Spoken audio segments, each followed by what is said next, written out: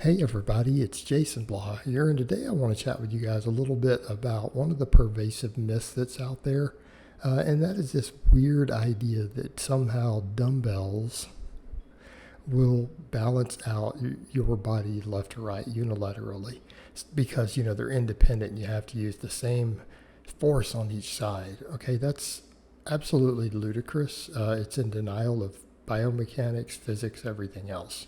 However, I do want to state I'm a big fan of dumbbells. I prescribe them to a lot of clients. I do quite a bit of dumbbell work these days, so I'm not making a negative statement about dumbbells. I think that they're a very valuable tool for accessory work. Never for our primary work, but accessory work for higher reps. Oh, yeah, I love dumbbells. All right, the problem we have, though, is that it's multifold in nature. People will say that, because the loading is even on each side, that you can't really cheat, and therefore it's going to give you even loading. Well, nothing is further from the truth. I've seen people cheat even on hammer strength machines in a way to where it creates uneven loading. And the truth is, if someone has really bad form on barbell movements to where they shift and slide under the weight, or one side dips dramatically lower than the other, that same form is going to carry over to their dumbbells, and they're not going to fix anything. Okay, it's not going to fix anything at all. It's ludicrous to even think that it could, because remember, the weight is distributed very well on a barbell. Also, there's very little weight in the middle. Okay, there's very little weight, and so if your barbell gets lopsided or you shift further under one side is the only time this occurs. But even then, the majority of the weight is outside of your hands. Okay, on every single barbell movement, doesn't matter what they are. Even with the empty barbell, the collars themselves distribute the weight to be on the outside just because the collars are heavy. And the bar in the middle is only like half the weight of the empty bar. Okay, and even then, a good chunk of it is even outside your hand. So it is evenly distributed. And if you watch people who use really bad form on the bench to grind out their last rep or two, to where they shift underneath it. They'll slide underneath it on overhead press, a bench, whatever. And then watch those same people, because that's how you create an imbalance, right? Those same people will do the same thing when they get under a dumbbell, when they get on a machine, anything else. It's just bad form causing that. It's people trying to grind through reps that they are not capable of doing. All right, they've technically reached muscle failure. Their weak side has, but they're trying to continue going, and that's what creates the issue. Okay, because then they end up getting more stimulus on the stronger side. All right, here's the other problem with that fact. The human body is asymmetrical. Your joints are asymmetrical, and some people's more so than others. So even if you have the bar perfectly loaded and balanced, or the dumbbells perfectly loaded and balanced, because your joint angles are not the same, you have one arm and leg longer than the other on each side, you're going to get a small amount of muscle imbalance with perfectly balanced training.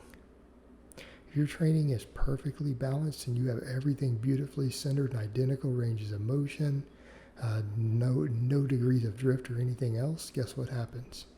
You're probably still going to be slightly imbalanced. In fact, the only way you won't be is if you allow your body's natural joint angle differences unilaterally to dictate your form. Then you might not be imbalanced muscularly, but your movements are going to look slightly imbalanced. How about them apples? And that is a fact. We are not symmetrical as a species. Humans are not. Your bone structure, your skeleton is not symmetrical.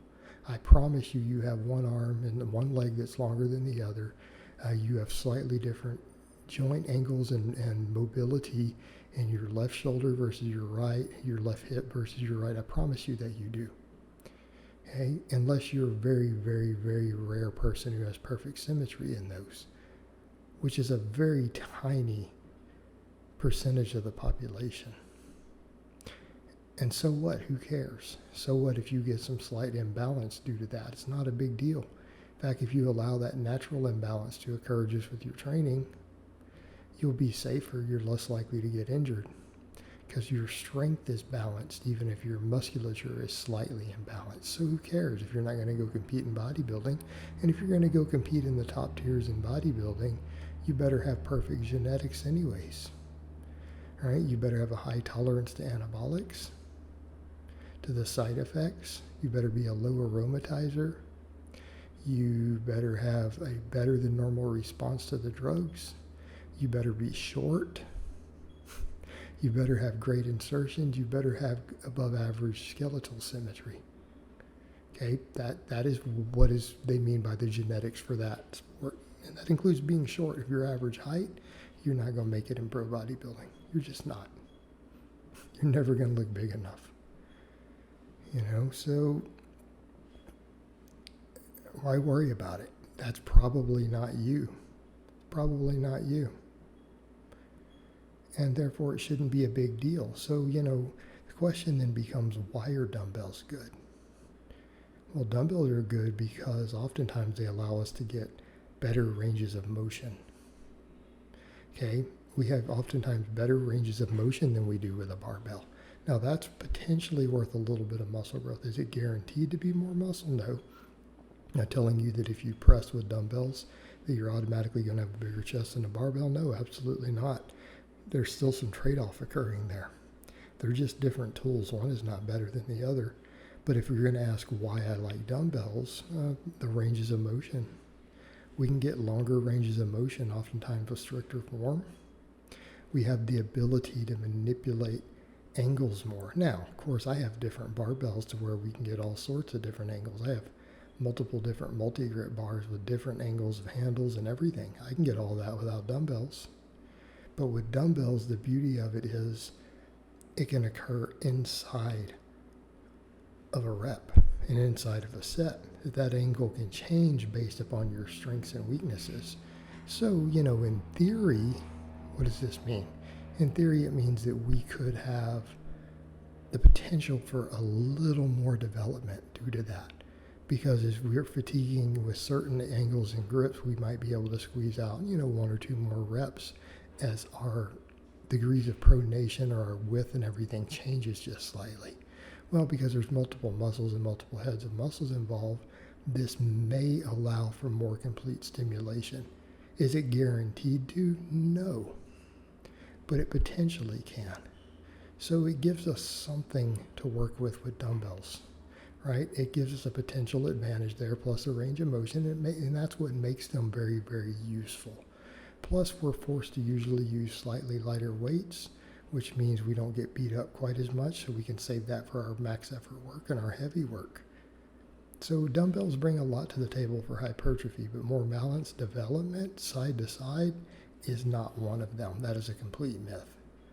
All right, guys, but that's really all I have to say on that today. I hope it's been informative, and I will talk to you guys next time.